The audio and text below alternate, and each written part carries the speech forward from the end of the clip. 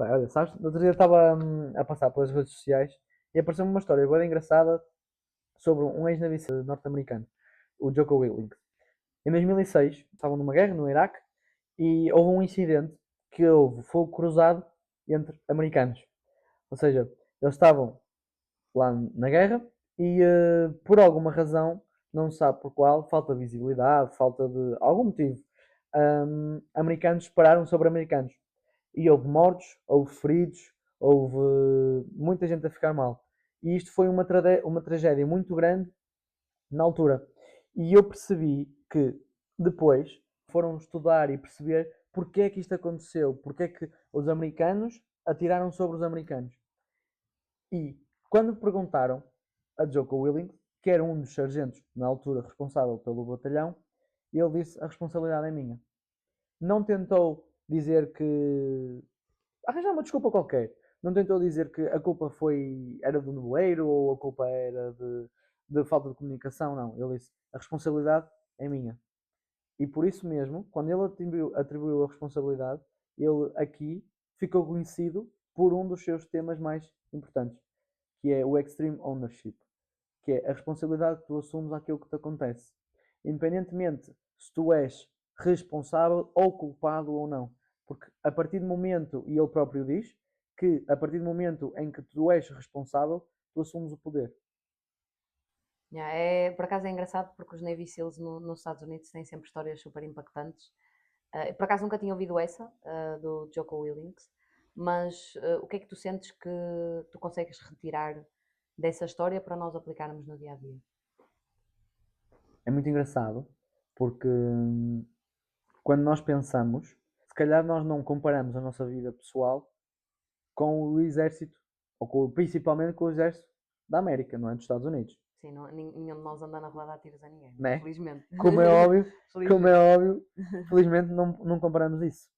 Mas eu acho que é sobretudo aquilo que vem a seguir, que é sempre que te acontece ou que tu ages alguma coisa, sempre que tu tomas a responsabilidade, tu ages, ou neste caso reages.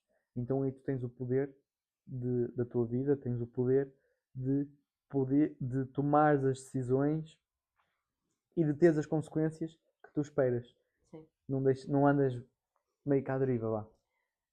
Por acaso é ver aqui situações, porque é uma situação muito extrema, não é? Nós estamos a falar de uma pessoa, de um sargento que estava responsável por um batalhão gigante, que aconteceu uma desgraça e ele assumiu a responsabilidade mesmo sabendo que aquilo podia lhe trazer muitos problemas, mesmo dentro do exército. E muitas vezes nós no dia a dia, até em coisas pequenas, fugimos disso. Já reparaste, até em cozinha. Por Yeah. exemplo, tu conheces alguém com certeza, e eu conheço várias pessoas que cozinham e, por exemplo, a comida vem um bocadinho mais salgada. Ah, mas eu pus a mesma quantidade de sal. Então, basicamente, estamos inconscientemente a atribuir o problema do que aconteceu e a culpa ao sal. O Ao sal é que está sal. a salgar mais desta vez. Ou Exatamente. a comida saiu mais tostada. Ah, mas eu pus o mesmo tempo que ponho sempre. O forno devia estar, nesse dia, devia estar a assar com maior potência. E é engraçado como nós temos uma pessoa com uma responsabilidade e numa situação tão grave, não é? Porque é uma situação séria, ter assumido essa responsabilidade e nós no dia a dia, até em coisas pequenas, parece que estamos sempre a fugir disso. Yeah. De, não, isso não foi As culpa coisas minha. mais Como é que tu pequeninas. achas que nós fazemos isso? Eu acho, aliás, eu tenho quase certeza que nós fazemos isso principalmente pelo ego, pelo nosso ego, para defendermos o nosso ego. Mas por falarmos de responsabilidade, eu decidi procurar qual é a definição certa e exata de fugir da responsabilidade. Uhum. Então, fugir à responsabilidade é a tendência para atribuir causas, consequências ou controle de uma situação a fatores externos, minimizando o próprio papel ou capacidade de influência sobre os resultados. E porquê é que eu decidi trazer este tópico e esta definição em específico? Porque é muito daquilo que tu acabaste de perguntar. Porquê é que isso não nos acontece? Porque quando a situação se calhar não nos agrada, nós começamos a atribuir a responsabilidade ou culpa a fatores externos. Se calhar para proteger-nos a nós mesmos. Para protegermos também, se calhar, muito a nossa autoestima, não é? Autoestima, Porque exatamente. se nós nunca agimos errado, então nós somos perfeitos, não é? Nós fazemos sempre tudo direito e quando algo corre mal, a Yeah. culpa nunca é nossa, E é não é? aquela bola de neve, né? Tipo, ora bem, eu não faço nada de errado, a culpa é sempre dos outros. E é engraçado porque E eu já vivi isso. Porque eu, quando tirava mais notas na escola, a culpa era do professor porque tinha feito um teste muito difícil. Quando eu jogava basquete e o treinador me tirava do jogo, a culpa era do treinador porque não me queria deixar jogar. Quando eu abri o meu primeiro negócio e não conseguia vender, a culpa era dos clientes porque não compravam. Que resultados é que isso deu na vida? Nenhum, porque sempre que eu estava a pôr as causas em fatores externos, eu próprio não crescia. Eu próprio dizia, eu estudei, opa, estudei, mas tirei má nota, a culpa é do professor. Se calhar tinha que ter estudado mais. Ou então, estava a jogar mal. Ok, então eu se calhar na semana anterior, antes do jogo, eu devia ter treinado mais, devia ter treinado melhor. E não o fiz. Se calhar eu devia ter melhorado a minha técnica de vendas, eu devia ter melhorado, ser melhor vendedor, ser melhor pessoa, para os clientes poderem comprar mais. E enquanto eu não tive esta consciência, que me veio de uma conversa muito engraçada com um grande amigo nosso, hum, não se calhar não me dava nada. Mas o meu ego estava lá em cima. A minha autoestima era Claro. top. E eu era o maior. E acontece muito isso. Eu vejo isso acontecer em muita gente, sabes? Que Sim. acabam por ter um ego muito grande, sabes? Eu acho que é que todos nós temos e o ego é uma coisa saudável, não é? Até certo Até ponto. certo Até ponto, certo exato. ponto. Era o que eu ia dizer, até certo ponto. Mas o que eu noto muito, e acho que era interessante também só falares um bocadinho sobre isso, é que já reparaste que a maior parte das pessoas que nós vemos a fazer esse tipo temos esse tipo de posturas, ou seja, hum, hoje o dia correu-lhes mal porque estava frio, ficaram doentes porque é para saíram à rua e veio uma ventania muito grande e alguém passou por cima de uma poça d'água, ou seja, tudo o que lhes acontece ou tudo o que elas fazem que sai mal é por culpa de algo externo. Essas pessoas têm uma vida limitada, ou seja, eu sinto que muitas vezes acabam por ter um potencial, digamos, desperdiçado. Porquê? Porque a partir do momento em que tudo o que tu fazes errado tem culpa externa, tu perdes o poder. Porque Exato. se a culpa é externa, quer dizer que tu não podes mudar. Portanto, por exemplo, caso do sal. Se o sal daquela vez é que salgou mais, então, mas eu não posso fazer nada porque eu não controlo o sal. Não é? Eu só controlo a quantidade que coloco, não controlo se o sal salga mais às vezes ou não. Como é óbvio, tu mantens o ego lá em cima, não é? Porque tu não fazes nada de errado. Certo? O Fernando nunca faz nada de errado. A comida sair bem, foi o Fernando. A Não. comida sair mal, foi outra coisa Foi qualquer, não outra fui coisa eu. qualquer. Yeah. Eu fiz o que costumo fazer sempre. Desta vez saiu mal, mas não fui eu. E isso, como é óbvio, mantém-nos intactos no nosso ego e na nossa autoestima. Está tudo bem, porque eu sei Sem fazer as dúvida. coisas, eu faço sempre as coisas bem. Mas ao mesmo tempo, tem aqui algo do outro lado que se calhar é negativo e nós temos sempre que colocar na balança o que é que pesa mais. Se é o facto de eu manter sempre a minha autoestima e o meu ego lá em cima, sempre direitinhos, nunca se faça nada porque eu não faço nada de errado, mas ao mesmo tempo eu estar-me a limitar. Porque se eu nunca faço nada de errado, quer dizer que não há espaço para melhoria. Não há espaço para eu ser melhor, para eu fazer melhor, para eu crescer, para eu atingir outros objetivos. Então entramos aqui sempre na balança que a vida tem, que tem sempre uma balança e nós temos que decidir o que é que pesa mais. O que é que tu achas que, para as pessoas que escolhem constantemente o lado da balança do ego e da autoestima e de se manterem intactas, como é que tu achas que elas pensam e conseguem ficar? Porque a minha é uma questão muito grande. Eu tenho uma pessoa da minha família muito próxima a mim que sempre esteve muito presa neste ciclo e a mim sempre me deixou bastante frustrada porque e eu sempre funcionei ao contrário, Sim, ou sim. seja, eu sempre lidei mal com a crítica porque eu pegava naquela crítica e criticava-me a mim mesma de fazer aquilo mal e isso é outro tópico, como é óbvio, mas eu sempre via espaço para eu melhorar, ou seja, se eu fiz uma coisa, se eu cozinhei uma massa e não ficou bem, eu quando termino de cozinhar, primeiro eu gosto sempre de perguntar a opinião às outras pessoas para saber e depois perceber o que é que eu podia melhorar ali. Então frustra-me muito ver pessoas à minha volta que têm sempre essa postura de não, eu fiz bem, saiu mal, mas não fui eu, Sim. foi outro fator qualquer. Porquê é que tu sentes que as pessoas ficam constantemente nesse loop negativo de não, eu fiz bem. Saiu mal, não fui eu. Porquê é que tu achas que estão constantemente presos nisso? Se tu tens o teu ego ferido ou se tens a tua autoestima baixa, tu meio que perdes aquela confiança, tu meio que perdes o teu brilho, entre aspas, não é? O, eu acho que tu não atribuis uma causa ou uma responsabilidade a ti quando tu não queres ou quando tu achas que quando tu estás suscetível a ficar denegrido, porque ser responsável ou tomar responsabilidade por alguma coisa não é fácil. Atenção, não é fácil, porque envolve tu olhares para dentro, envolve tu perceberes onde é que tu erraste e envolve tu reagires ou não. Envolve tu tomares, ok, como é que eu posso melhorar? E como é óbvio, eu acho que aqui nós temos aquelas duas questões, não é? Tu podes viver aquela vida de ok, eu errei, como é que eu posso melhorar? Ou então, ei, eu errei, e agora? E será que eu vou errar sempre? E não sei o quê. Estás aqui entre dois lados. Estás se calhar como protagonista ou como vítima, não é? O Ok, que é que tu achas que, imagina, pode levar uma pessoa a um lado ou ao outro? ok. Hum, eu entendo aquilo que tu estás a dizer, mas a minha questão é: será que as pessoas mantêm sempre essa postura só para manterem o ego e a autoestima estáveis? Ou na verdade é uma forma de eles tentarem externalizar uma postura e uma autoestima e um ego estável e alto, quando na verdade é ao contrário? Ou seja, o que é que eu quero dizer com isto? Que se calhar as pessoas fazem isso porque elas internamente sentem que não são boas o suficiente e que aquela falha que elas tiveram é uma falha grave, porque na verdade eu acho que é muito o intuito que nós olhamos para o erro, não é? Uhum. Porque nós olhamos para o erro e para as coisas que se calhar não correm tão bem, muitas vezes a sociedade ensina-nos que isso é algo negativo, isso já vem da escola. Se tu reparares, O erro não é é? O algo mau. erro és logo penalizado, porque tu perdes, tu estás a fazer um teste. Se tu erras, tu não ganhas pontos e na verdade perdes. E até há professores que chegam a um limite, que é, se tu erras numa coisa, eles penalizam-te noutra. Ou seja, até te tiram pontos, não é só não ganhas aquilo, é, ok, se tu erras duas escolhas múltiplas, tu perdes 5 pontos a mais. Ou seja, nós crescemos numa sociedade que o erro e a falha são vistos como algo negativo, não é? E nós acabamos por internalizar isso e achar que isso é que é a realidade e que sempre que nós fazemos alguma coisa mal, é errado. Portanto, Claro. não vai trazer nada de positivo na nossa vida. E até que ponto é que se calhar as pessoas entram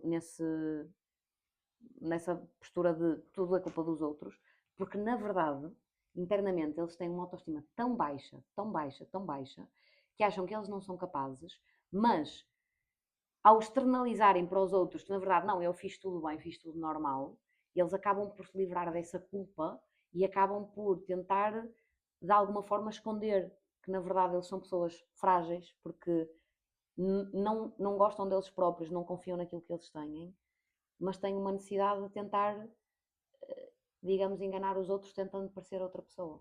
Tu achas que é isso que acontece? Quando as pessoas têm. Quando berra, o cão que ladra não morde, não é? É, Aquela questão do quando tu falas, falas, falas e mostras, mostras, mostras, mas se calhar dentro de ti tu se calhar nem gostas daquilo que vês. Achas que é isso? eu não sei se será o caso para todas as pessoas, mas eu acredito que para muitas pessoas é. Porque é uma forma deles se protegerem, entendes? Ou seja, eu não posso deixar, porque eh, a gente querendo ou não, nós ainda crescemos numa sociedade, apesar de hoje em dia estar melhor, em que parecer sensível é parecer fraco. Quando na verdade a sensibilidade, tu tens sensibilidade, tens a capacidade de expor as tuas emoções e as tuas fragilidades, é o que te torna uma pessoa forte. Mas nós ainda vivemos muito numa sociedade, e em Portugal ainda se vê muito isso, especialmente em homens, Sim. não é? Que mesmo, por exemplo, na tua geração, isso já não sendo tão forte como era antigamente, como era na geração dos nossos pais, na tua geração ainda ver um homem a chorar muitas vezes para muitas pessoas, é ele parecer fraco, não é? Uhum. Então eu acredito que muitas vezes, para se protegerem dessa crítica externa de que eles não podem parecer fracos, eles adotam sempre uma postura, eles e elas, também existe muito isso, especialmente no Norte, que nós vivemos, eu tenho muito orgulho de nós sermos do Norte, mas nós vivemos numa zona do país em que as pessoas são muito genuínas, no sentido em que dizem tudo aquilo que têm a dizer ao outro, mas que ainda existe muito aquela postura que nós temos, nós somos, a mulher do Norte ainda não são fortes, são rígidos, estás a ver? E eu sinto que essa postura tira muito a possibilidade de tu seres sensível. E acaba por trazer essa questão de eu tenho que evitar parecer que sou fraco, que Uhum. não confio em mim, que não acredito em mim, que me sinto frágil, então vou sempre adotar a postura, está tudo bem. Aconteceu isto, não foi o outro, não foi comigo, não, eu fiz sempre tudo bem, está sempre tudo bem. Estás a ver? E adotamos sempre essa pessoa, está sempre tudo bem, foi o outro, não fiz nada, percebes? E eu acho que pode ser um dos fatores que influencia isso. Por aquilo que eu vejo no dia a dia, pelas pessoas que eu acompanho, que fazem e que têm essa postura de foi culpa do outro, eu não fiz nada, Uhum. entendes? Mas se calhar também pode ser um bocadinho o outro que tu estavas a falar, uma forma de se manterem, eu estou bem, estás a ver? E de terem ali um ego alto de que são perfeitos e que nada do que eles fazem é errado e portanto sair errado não fui eu, não é? Foi o outro. Sempre que sai bem sou eu, Achas que essas pessoas podem mudar? claro, em tudo na vida, todos nós podemos mudar. Agora, depende muito do trabalho que nós fazemos, como é óbvio, e daquilo que é feito para crescer. Porque fugir da responsabilidade tem outras consequências, não é? Tu sentes que esta questão de estarmos constantemente a culpar algo externo por algo que nos acontece de negativo, ou seja, quando é bom somos nós, quando é algo negativo é algo externo, sentes que é sempre algo consciente ou que pode ser também inconsciente? Eu acredito que no início é algo consciente, é algo que tu fazes, que sabes que tu dizes que opá, a culpa é dos outros ou assim, mas de certa forma, dentro de ti, tu sabes que há ali alguma coisa que se calhar até tens responsabilidade, mas como não queres ferir a tua autoestima e o teu ego, tu deixas passar. Mas com o passar do tempo e com o passar dos anos, por tu repetires sempre a mesma narrativa a ti mesmo, tu vais acabar por ser. Tu vais acabar por tornar isso inconsciente. Vai ficar algo enraizado. Não vai ser natural. Tu vais achar sempre que tu nunca fazes nada mal. Porque eu sinto que esta questão de se usar o culpar os outros Sim, para proteger a baixa autoestima, eu pelo menos eu sinto que é muito na geração, na minha geração e na mais velha, ou seja, especialmente na geração dos nossos pais, eu sinto que isso acontece muito porque há muito essa ideia de eu tenho que parecer bem para os outros, não é? Eu tenho que estar bem, tenho que ser forte porque ser sensível ou ter baixa autoestima, não, tenho sim, que ser sim, um sim, homem sim. forte. Mas, no entanto, nestas novas gerações, eu sinto que já não há muito tanto esse tabu de tu poderes ser sensível, de poderes mostrar algumas Sim, acaba emoções. sempre um bocadinho ao contrário. Sim, é isso. Eu acho que nós passamos para outro extremo. Ou seja, passamos de culpar o ambiente porque eu tenho que parecer forte, não é? E tenho que me manter ali, para culpar o ambiente porque ah, eu sou tão sensível, acontece-me tudo a mim. Queres Muito. mostrar a tua vulnerabilidade para a internet ou para o que quer que seja o sítio que tu queres mostrar, que acabas por achar que tu dizias que a vida é difícil, que a culpa é do pai, da mãe, do tio, do gato ou do periquito, as pessoas se vão identificar contigo.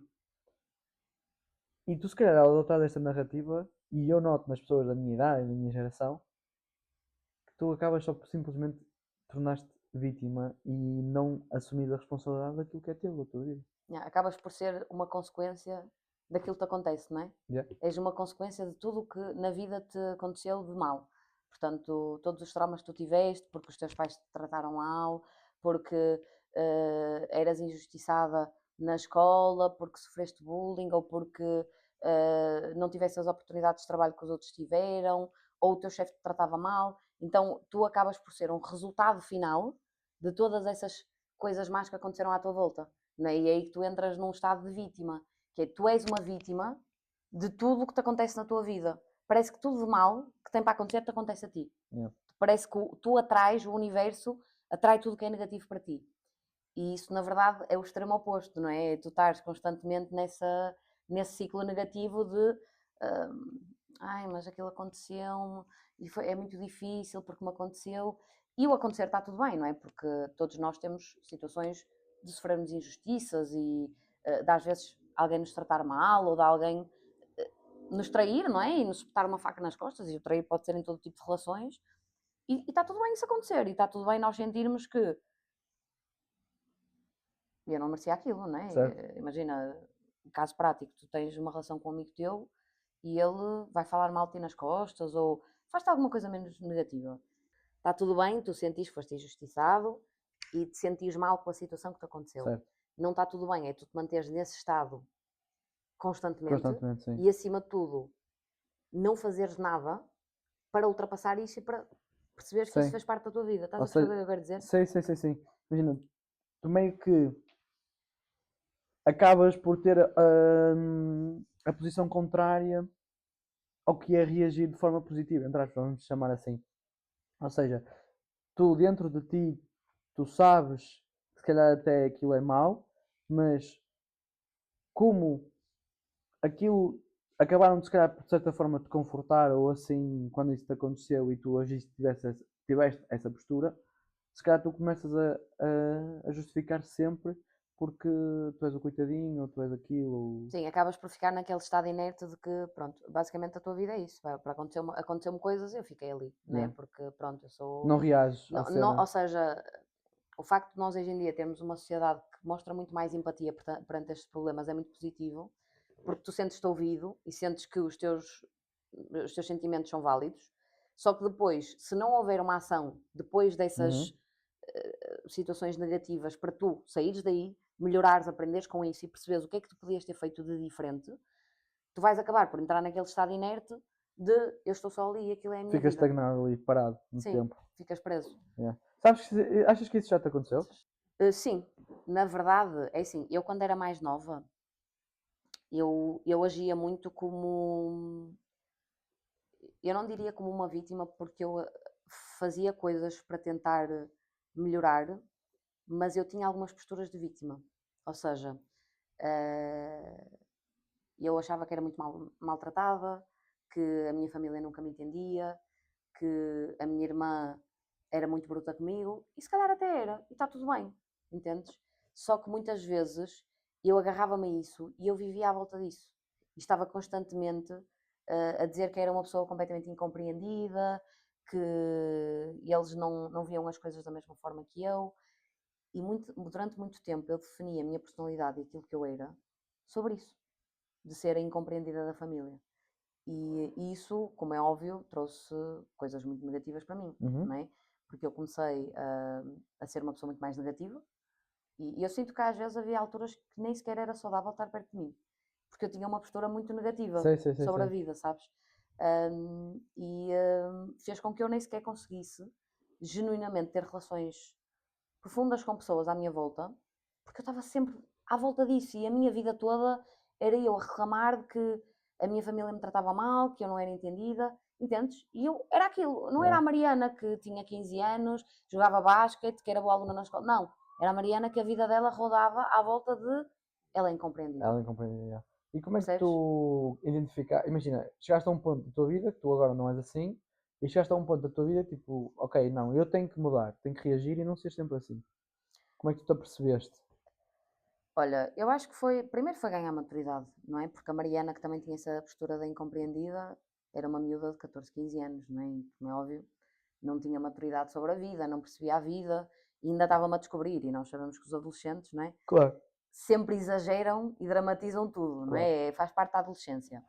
E, como é óbvio, o primeiro passo foi crescer e ganhar maturidade. Mas, acima de tudo, para mim, o que me fez dar o primeiro salto foi sair do ambiente onde eu estava. Portanto, porque eu sentia muito, eu estava muito tempo em casa, né? Porque todos nós, quando estamos na escola, passamos muito tempo em casa, Certo, que é exato. normal. Porque nós não temos, provavelmente, vida social, porque ainda somos miúdos, não é? 13, 14, 15 anos, ainda não há aquela vida social que se calhar um adulto tem. Óbvio. E o facto de eu ter saído do ambiente de casa, quando fui para a universidade, e de me rodear de outros sítios, de outras pessoas, ambientes novos, como é óbvio, ajudou-me a sair desse ciclo negativo.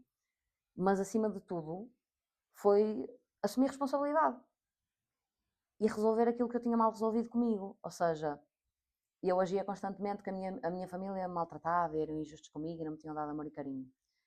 Mas chegou uma altura que a minha vida não era isso. Eu tinha 18 anos, eu era Claro. maior de idade e eu acredito muito que a partir dos 18 anos a responsabilidade da nossa vida é nossa. Os nossos pais já nos deram tudo o que tinham a dar. Então foi eu primeiro desculpar toda a gente e perdoar toda a gente que eu sentia que me tinha magoado. Acho que foi o primeiro passo, foi, está tudo bem teres feito isso, tu não sabias fazer melhor do que isso. E foi a tua forma de mostrar amor. E a partir do momento em que eu consegui tirar, desculpá-los e perdoá-los por aquilo que eles me fizeram, eu tirei-lhes o poder. Certo. E passei a deixar de olhar para as coisas como, ai, mas eles é que me maltrataram, eles é que etc. E eu tipo, pá, eles agiram como tinham que agir comigo, está tudo bem. Eu ultrapassei isso. Eu sou grata porque eles tentaram dar-me isso como uma forma de amor e andar para a frente. Como é óbvio, é a minha história pessoal. Há pessoas que têm Como é óbvio. situações diferentes, mas eu sinto que tu saís desse loop começa primeiro por tu ganhares poder.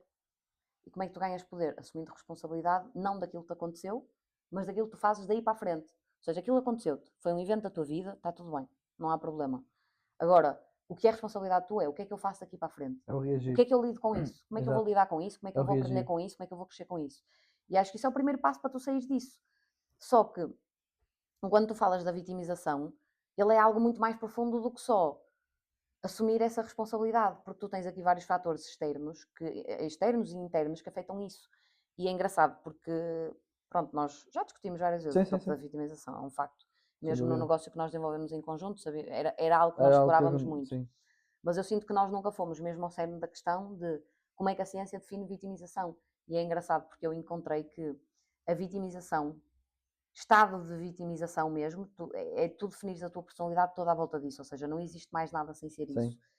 E isso está diretamente relacionado, e vários estudos mostram isso, com a personalidade narcisista. Que é curioso, porque se tu reparares, uma vítima, o que é que ela mais procura? Atenção. Atenção. E muitas vezes, se calhar até algumas pessoas, e eu sinto que eu acabei por entrar muito nesse estado de vítima, porquê? Porque eu cresci numa família em que a minha irmã mais velha sempre foi muito elogiada, porque ela sempre era sempre muito madura para a idade que tinha, era muito inteligente, sabia estar, e eu acabei por crescer nessa pressão de eu tinha que ser igual a ela, estás a ver? De ser uma pessoa muito madura, agir de certa forma, percebes? E eu acabei por entrar no modo vítima como uma forma de chamar a atenção para mim. Certo. Porque a atenção estava sempre nela, porque ela é que sabia estar, ela é que era inteligente, ela é que ia tudo e não sei. E eu, então, adotando essa postura, toda a gente iria olhar para mim porque eu sentia mal, porque era maltratada, que ninguém me dava atenção, percebes? E eu sinto que muitas vezes nós acabamos por entrar nesse discurso porque sentimos que as pessoas à nossa volta não nos dão atenção suficiente e nós precisamos dele. E isso vem como um dos principais características que a vítima tem, segundo a ciência, que é a necessidade de atenção, a necessidade de serem validados e, acima de tudo, das pessoas terem empatia com o sofrimento deles. Porque se tu reparares, e eu agia muito assim, eu tinha muitas crises quando era mais nova, às vezes até me levar mesmo até ao choro e ficar Uhum. mesmo. Porque eu tinha a necessidade que as pessoas à minha volta sentissem aquela Aquilo que estava a sensação sentir. negativa que eu estava a sentir, percebes? Sim, Só que é engraçado, porque ao mesmo tempo eu era a primeira a não dar empatia aos outros. Quando eles se sentiam negativos, exato. percebes? Ou quando eles sentiam alguma emoção, Negativa. pronto, negativa e Sim. sentirem-se mal porque lhes aconteceu alguma coisa. E é irónico, não é? Porque é que uma vítima, se calhar, precisa assim tanto de atenção e de empatia, mas ao mesmo tempo é aquela que nunca dá, Exatamente. não é? E é aquela questão do género. Como uma vítima quer sempre atenção e quer se sentir sempre validada, sempre que isso for acontecendo, tu inconscientemente vais estar a alimentar essa postura dentro de ti. E sempre que alimentas algo dentro de ti, ela cresce. E depois eu acho que acaba por se tornar uma coisa tão grande que fica muito difícil tu poderes olhar para ela de outra forma. E eu dou muito valor às pessoas que passaram por isto e conseguiram olhar e perceber, não, eu não posso ter mais ser assim, e reagem. Porque é tudo a maneira como tu olhas para as coisas e a maneira como tu reages. E isso foi uma coisa que eu aprendi muito, muito, muito sobre a vida. Que é tudo, mais uma vez repito, é a maneira como tu olhas para as coisas e como olhas para a vida. Tu podes ter a mesma situação, podemos estar na mesma situação, tu e eu. Podemos ter um relacionamento que acabou, podemos ter sido despedidos do trabalho e podemos ter alguma coisa acontecido e olharmos para as coisas de maneira diferente. E a maneira que nós escolhemos de olhar para as coisas pode ser difícil. E eu acredito que é difícil numa fase inicial, mas é um hábito depois que tu crias. A maneira que tu escolhes de olhar para as coisas vai influenciar a maneira como tu reages. E se Claro, tu reages de maneira positiva, de maneira assertiva, de corrigir, é como o Jocko Willink diz: a liberdade e a responsabilidade não é um fardo, é liberdade, é poder. é poder. Exatamente. Sim, é acima de tudo a questão de a vida não é o que te acontece, é o que tu fazes com isso. Exatamente. Então acho que é um bocadinho as pessoas saírem disso. E eu acho que hoje em dia o facto das redes sociais focarem muitas vezes na sensibilização para a saúde mental é bom e às vezes se calhar pode não ser assim tão bom, porque existe muitas vezes a questão de passar essa empatia que nós falamos, só que depois parece que está tudo bem tu ficares por aí, percebes? E eu acho que isto era algo que nós como sociedade e nós como jovens devíamos nos focar mais em dar empatia a alguém, mas ao mesmo tempo tens que ser assertivo e dizer está tudo bem tu te sentes assim, só não está tudo bem tu continuares assim. Tu tens que fazer algo para mudar.